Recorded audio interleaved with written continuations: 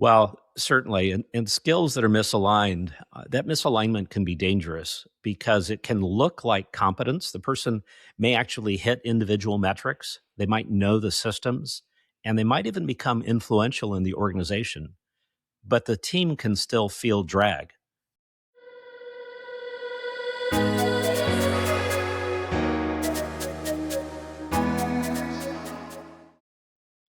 Hi, everyone, and welcome back to Your Customer, Your Success. My guest today is Bryant Richardson. Bryant helps leaders grow by turning customer experience into a competitive advantage. He is a CX strategist, consultant, a keynote speaker, and the author of the forthcoming book, The Next CX Economy.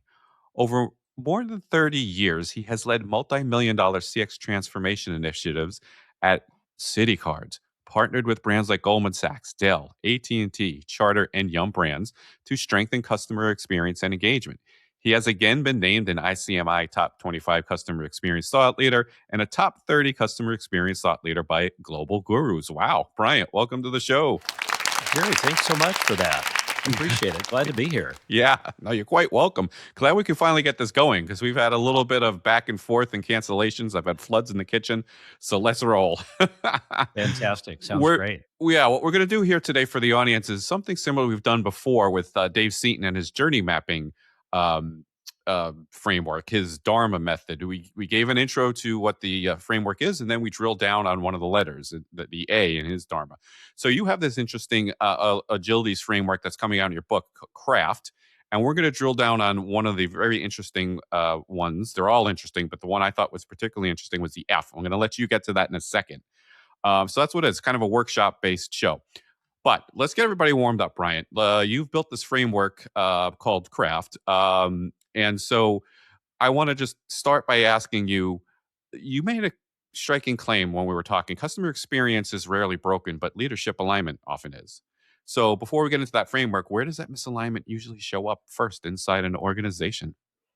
Well, I think it shows up first off in inconsistency. We see inconsistent decisions or priorities, inconsistent service standards, and employee expectations.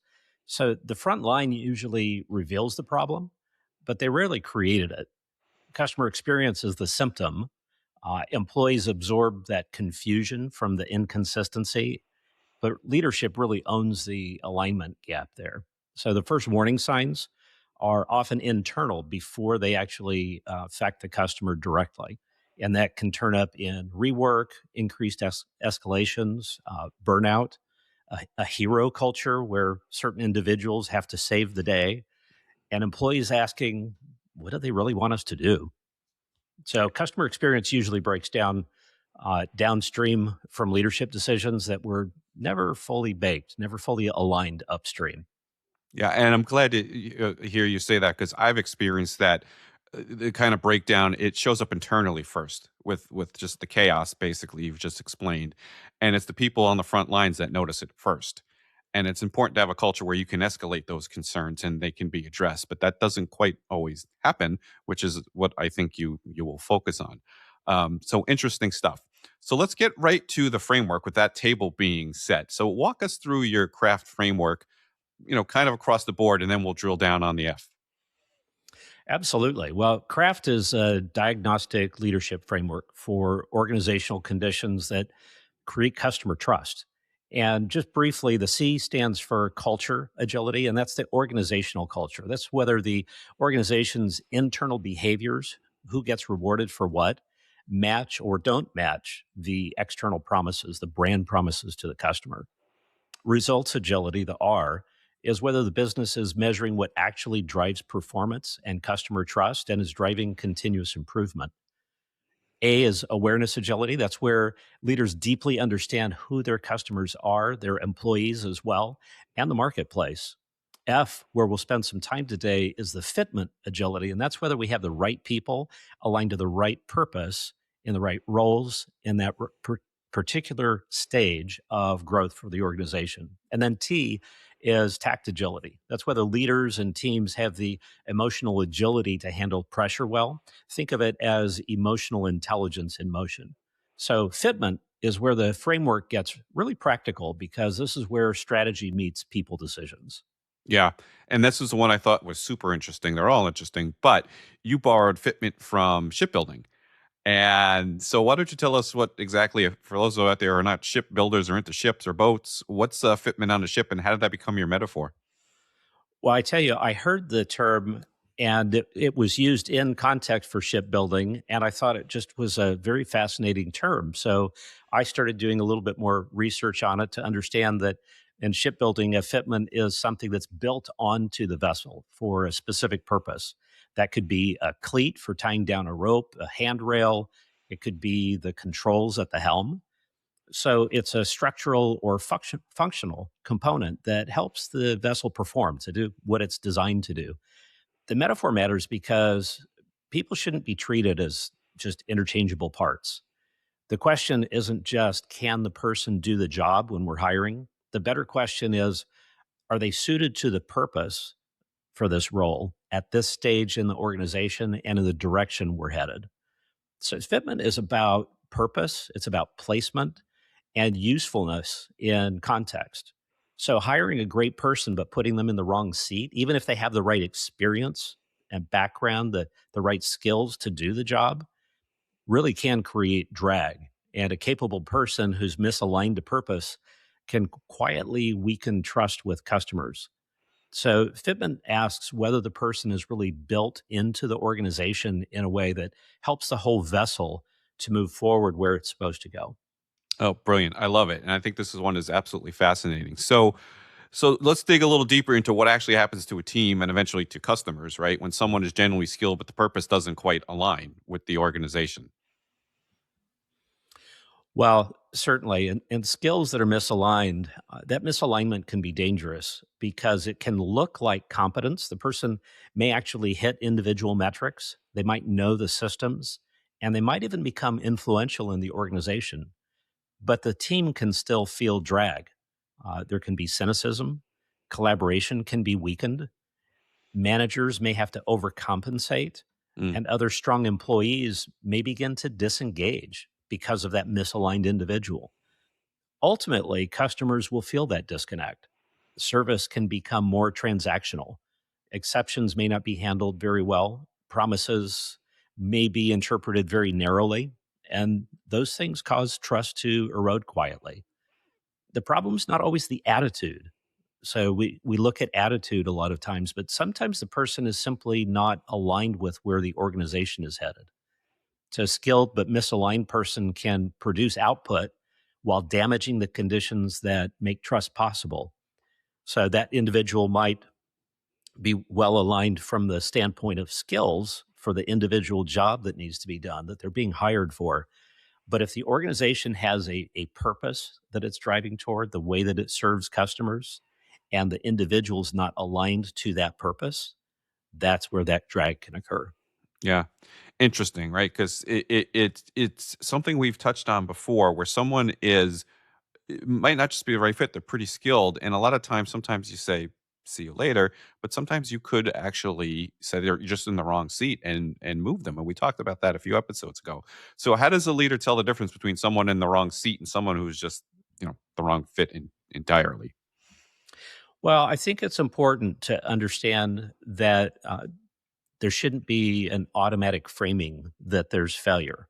Hmm. So the person who helped launch the business may just not be the right person to scale it. Mm, Or an operator who thrives in chaos may struggle when discipline and process become necessary. Someone who built the first version may not be the one to lead the next version of the organization. So sometimes the organization changed, sometimes the nature of the role itself changed, and sometimes their strengths are still valuable, but in a different seat. And let's face it, we may move into a role. Think of ourselves in early career. We might move into a role where we're a yeah. great fit at that point in time. But just like the organization, as humans, we change. We learn what we desire in terms of how we are fulfilled can change over time. And so we may just not be a fit in that same seat over time. So leaders need to ask stage based questions. What does this stage in the organization and in this role really require? What strengths are now essential? What strengths are now creating risk? And what capabilities need to be added? And I think that's important when we look at how we intentionally develop people and put together individual development plans over time. So, fitment, unlike maybe a handrail or a cleat on a ship, fitment with our people in the organization is not static. Mm. The fit that got you here may not be the fit that gets you to the next place. Yeah, no, that's interesting. And you hit on just I was thinking of the next question, but I just shelved it because you hit on development. I was thinking about that. Mm. And I said, this is something where how you develop everyone, your leaders and your team, your frontline workers, is super important. And I think it gets lost in the shuffle a lot because we have metrics and reviews at the end of the year, but they're very like regimented sometimes. And I don't think this is a very vague and general thought, but I do think a lot of times it's just about how you did last year, and there's not a lot of emphasis on what are you going to do next year or the year 2-3 years down the road, and developing that person and having them grow. That gets lost in the shuffle, I think, a lot. I have to agree. I think we tend to be a little too hurried in the hiring process, and we pay the price for it as leaders Yeah. down the road when we hire uh, potentially for experience, having the right skills, looking in the rearview mirror without necessarily looking at where the individual's headed. I really appreciate the work of Bradford Smart, and you'll recall his book, Top Grading, and the approach that says, hey, look, we really need to spend more time up front making sure we've got the right individual, so that for whatever the compensation is for the role, Mm. whatever our budget is, that we're hiring at the top end of that, hiring essentially an A team, hiring A performers into those roles. My twist on that, of course, is that they've got to be fit for the purpose of the organization. The personal fitment and the organizational fitment need to be aligned from a purpose standpoint. So, getting the wrong seat, getting the wrong fit entirely, uh, the person could still believe in the mission if they're in the wrong seat. They could demonstrate the values. They may have the trust with the team, but their strengths are misaligned. They have real strengths, but they're not being applied in the right place. So performance improves though when the role is designed or clarified. We might have people who are just the wrong fit entirely. They might resist the direction. This is where purpose alignment becomes so important, because if they're resisting the direction of the organization, they're going to undermine trust. Mm. They're going to require constant exceptions, constant coaching and feedback or correction, and constant escalation and support from their leadership or escalation team. So the behavior conflicts with the organization's process. So yeah, so the more I'm thinking of this now, this is really something that takes a coordinated effort between leadership, the hiring managers, the talent acquisition teams, and like we just talked about uh, the year in review, the development Mm. piece of it. So this is not just, hiring manager, think about who you're hiring better, right? This is something where this has to go across the entire organization, which is something that, CX always focuses on, but I think that's what's missing a lot of the times, right? So, yeah. I agree. I think we again tend to get into too much of a hurry. Hmm. It's a struggle when our team is down a person and we need to bring somebody in to fill the gap, and we tend to move too quickly. But then we also tend to do the same thing when it comes to review time. Who It's is yeah, it that looks forward to completing self-assessments and completing assessments of our team? yeah. That's a lot of work, and it's taking away from what we see as our day jobs, Mm. and the real challenge there is that we're doing ourselves a disservice. Yeah, it is, and it is rushed, and most organizations do it all at once. Way early in my career, we had this was interesting. I haven't heard of anybody doing this, but maybe you have. You did it on your anniversary date. In other words, it was when you joined the company, you had a full year. So, in other words, if I joined in October, there's no point in a performance review in December or January. But to me, that kept it fresh for the whole year, and you didn't have to do, whatever your 10 people in one sitting, but you were doing it maybe every month, and that keeps the process fresh in everybody's head, I thought. I love that approach. I think the challenge for a lot of organizations is that then when you have compensation adjustments and all of the budgeting that goes with that, bonus cycles Yeah, and that kind of thing, those are often aligned to those review the cycles. So review that cycle. becomes Yeah. that becomes challenging to manage. I'd love to explore that further. Yeah, no, but that's exactly what I was gonna say. Especially the more senior you get, that just doesn't work for the budgeting. But I was, yeah, it just was a fascinating way of doing it because everybody's kind of continually doing it. So interesting. So, putting this in practice, what does this look like, especially for maybe smaller or mid-market firms? I know you work with a lot of big companies, and I'm sure that's a huge challenge. But for the smaller firms that might say, "Geez, I don't have time. We're budget constrained, and oh God, I wish I had time to think of this stuff." What's your response to that? Well, I come back to the point that we're all in a hurry when we're hiring, and we tend to rush through that. But when you look at it in the rear view, the reality is that you spend a lot more time on the back end fixing than what's broken after the fact. And time again, what we see is that the level of effort it would take to get the right person with the right fit in the organization, uh, we actually save ourselves a lot of time and heartache down the road. Yeah, So that would be my challenge. yeah. So, is there an example you could talk about in your experience that you've worked through this process with someone? You could disguise it or not use the name, but something where you saw like a great turnaround or any sort of turnaround that happened as a result of focusing on this. Absolutely. So, one of the things we commonly do is we're brought in to take a look at the customer acquisition process. So, the process of bringing on new customers, that's typically a sales or business development function, Mhm. and the process had broken down. And there were certainly things that have changed in terms of how we approach prospective customers, how we contact them, how we manage campaign operations and development. But one of the things that was clearly a challenge was that we had individuals in the organization that, in fact, were sort of subtly not being effective. They thought that they were safe just showing up, and in this case, they were dialing the phone, and there was not really an engagement. There wasn't an understanding. In this case, the organization was involved in wealth management, Mm, and there wasn't an understanding of the real value that this particular organization actually brought to their prospective customers.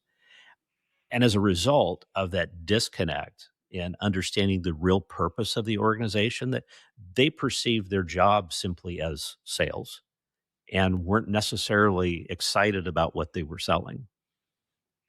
And when we looked at their individual values and what their personal purpose was, what they stood for, their personal integrity, and then we were able to align that to what the organization was really about, which was more than helping people to uh, invest their retirement savings. It was actually much more deep than that. yeah. And when we brought that into alignment for folks, you could actually see the eyes light up as they understood that.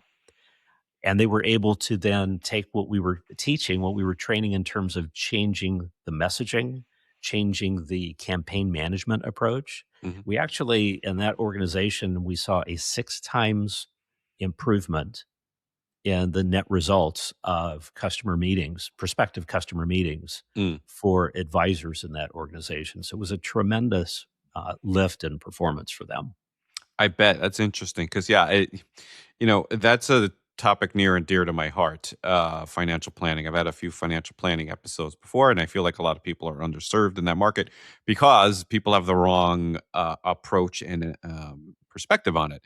It is people who need the planning need planning. So I think a lot of people that is high net worth people who have money to invest, and there's so much more to planning for a lot of people who have kids that they want to put through college. There's retirement savings, certainly, but there's also elder care and trust for your house and things like that. The estate planning. People forget, and there's the right levels of insurance and all that stuff. The risk. Make sure you have that. umbrella covering you, and all that stuff, and it all kind of goes together. And I think people miss that. And if you package that as, here, we're help you with your financial life, it's a much better message than perhaps what they were, you know, bringing to the table before. It sounds like that's what was kind of happening. Absolutely. And when you think about an organization that is bringing those services to customers, the significance of the family and having the peace of mind that they're on track saving for not only retirement, but to your point, college funds for their kids as they're growing up, making sure they're managing risk in the event that the unforeseen happens, and really caring about the whole financial picture for those individual customers. And in this case, that was really a great service and purpose that the organization had and how they were serving customers. It just wasn't lined up with how that front line was operating. Yeah, because it just I could see how it could rub you the wrong way when you're kind of dialing for dollars, for lack of a better term. But but it sounds like that's a little bit of what was going on. Exactly, it was. Yeah, yeah, dialing. Yeah, it's unfortunate, but that's something you got to be careful of. But I am very passionate about people finding the right planners for themselves and making sure they have one. You don't have to be worth $25 million in net worth. Exactly. There are Exactly. people out. And there are a lot of great advisors out there that do phenomenal work making sure that there's a well-rounded support network to help folks.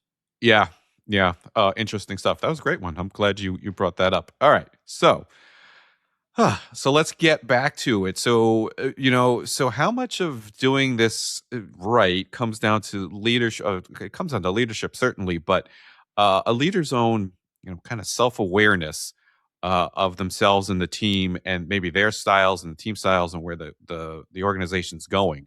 Um, do you see that leaders might not be as aware as they might be, and how do you address that? Absolutely.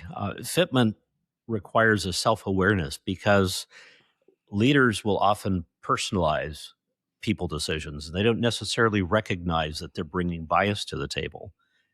They may think that they like this person because they see similarities in the individual to themselves. They might recognize that, hey, this employee has been around for a while, they've been loyal, so they deserve the promotion, even if it's potentially not the right fit, or they helped us get to where we are today. Or no one else knows what they know. I don't want to hurt them, so I want to make sure we're moving things along in a positive way. And leaders fool themselves then by confusing loyalty with fitment. Hmm. Loyalty is valuable, but loyalty can't override role clarity or purpose alignment or customer impact. They also confuse busyness with value. That's something that we look at a great deal. Being busy, having activity doesn't mean you're delivering results. Someone can be very active and still not be moving the organization in the right direction. So, emotional agility matters here. Leaders need the ability to be honest without being harsh. We call it being truthful with kindness. Mhm. They need to be able to be clear without being cold, and compassionate without avoiding accountability. We talked about the review cycles, and we tend to think about the year end review as we're looking at compensation decisions and whatnot. But the reality is, when we get to that year end review, nothing that's covered there should be a surprise. We should be having conversations about what's going well, what's not, what needs to be improved. And at the same time, we should be having conversations that demonstrate that we value the employee, we understand and know that person, and we should be connecting their role to what's important for our customers and the organization. The hard part of fitment is not seeing where there's a mismatch. It's telling yourself the truth about it. Yeah. Well, interesting stuff. So, yeah, I like that. Something else I was just thinking of was, sometimes it's you said that more like the personality types. Because we've talked a lot about the colors, the disc profiles, things like that, the high Ds, et cetera. Because the high Ds might conflict with the S's and that type of thing. So it might be the people who have the same personality types mesh, and it might not really be the right fit. It's just that you have that bias towards that personality type. That's correct. Uh, and it's important to understand how individuals mesh then, for sure. Uh, but I don't know that necessarily ensuring that we have alignment of everyone being the same strength. And regardless of the assessment you use, DISC is a great one. Uh, if you had all high Ds, high directive individuals, you could have some real challenges in Yeah, no, organizations, yeah, and really overrun other individuals, overrun customers with that direct approach of high D. I can appreciate that. I've been a high D really most of my career, really. and there are pros and cons to that. Yeah, I probably ought to take that assessment again because I know that as I've grown through my career, I've shifted in my own priorities. Yeah. Yeah, I'm a green. I'm an S and a C. But no, that was my point, is that you need that alignment and you need that self-awareness to know where you are, where somebody else is at. And that's why, because sometimes you get the butting heads, and it's really just kind of the work style, the D's, the salespeople pounding the table might be a D, where the customer service person like me is a green, like, hey, let's chill, let's figure it out, let's make the client happy. Right. And so that's where you get some conflict. I've seen some organizations, regardless of the assessment approach that you use, where at a cubicle or office door, whatever it might be, they actually have a tag so that the person's name may be there, but there may be the color that represents their personality Really? or the word key phrase that ties into their personality profile so that as you approach the individual you can align yourself. Okay, I'm high D, this person's high S, this is how I need to approach this individual to be more productive in how we interact. I think that's just a tremendous idea. Yeah, that is a good idea. I didn't think of that one. Awesome. So we got time for one more in the traditional interview segment of the show. And so we're going to do it the kind of traditional closer we've been going with. If a founder wants to strengthen fitment, or a leader wants to strengthen fitment on their team in the next 90 days, what are the first moves you would have them make? Mm. I would say that in the first 30 days, I would focus on clarifying the promise. Mm. What do customers actually trust us to do? Where are we being inconsistent in that? And what must never break? Once we have clarity in the promise, I would go in the next 30 days, I would map roles to that promise. So, what work protects the promise to our customers? Who owns that work? And where might the responsibilities be unclear? And where are people compensating for bad fit? And then in the next 30 days, I'd say have the conversations. Mm. Move one person into a better seat, clarify one role, stop tolerating a recurring misalignment, and make one people decision that you've been avoiding. We've all got one of those. Yeah, I bet. I, so Yeah. I'd say in 90 days, I wouldn't try to redesign the whole organization. I would clarify, though, customer promise, map people decisions that most affect the promise, and address one fitment issue that everyone knows is already there. Awesome. Brilliant. Great way to wrap it up. Let's hit the segments. All right, everybody. It is time for Does It Hold Water, my favorite segment. This is where I ask our guests to be a resident expert witness for the day. I read them a quote, a piece of thought leadership, and they let me know if it, quote, holds water or not. You ready? This is going right into CX consulting world, topic near and dear to everybody in the CX world's heart. And the quote comes from Netigate, a customer experience research firm. And the defense says, an NPS score without a benchmark is meaningless. Benchmarking against direct competitors provides a far more accurate picture than comparing across unrelated industries. Does the defense case hold water? So I have to agree that an NPS score without a benchmark, it really doesn't add a lot of value. I think NPS is a great tool. I don't think it holds a lot of water by itself to begin with, personally. In our work, we do see value in comparing to an industry benchmark. I would see more value, though, comparing myself to the best in the industry. So if you're in the airline industry, compare yourself to the best in that space, whether it's domestic, international, what have you. How are you doing in that space? I don't know that I agree, though, with not going outside of your own industry. I think that in today's customer economy, that there's a great focus on experience and that customers are not only comparing you to your direct competitors, they are, but they're also comparing you to the best experiences they have anywhere. So they're looking at the level of friction, the level of control that they're able to exercise. So I would say looking outside of your industry at best in class, whether that's Amazon or Zappos or Apple or Uber, I think that's where there's some real magic. Yeah, and this is why I asked you that question because I think that is a great point. A lot of times, well, one, there's no benchmarking, but two, it's well, I'll just benchmark them against my competitors. But you don't. Well, the realization that this experience was awful, and then these guys, they've got it right, right? You if you have a bad experience with one company and then you have a great experience with another one, it doesn't matter that they're competitors or not. It's gonna, or you had a great experience with one and then you have a terrible experience with another. It's just you're toast right there, and it's Right, nothing to do right. if it's your plumber or your insurance company that I'm dealing with, or your dentist or your doctor or whoever. It's very tangible to whoever the customer is. It doesn't matter. you know? 100%. And I would just add, I touched on this, but focusing on just one metric, I think really sells ourselves short. Oh yeah. Oh yeah, we talk about that all the time because I'm one that metrics are great, but it's the trend, it's this, and they're not the be all end all. I'll use a couple of things, whatever matters, but we get too wrapped up in the metrics, I think, and there are other factors to consider. So awesome! I thought that was going to be a good one for you, and it sure was. Let's move to chip chats.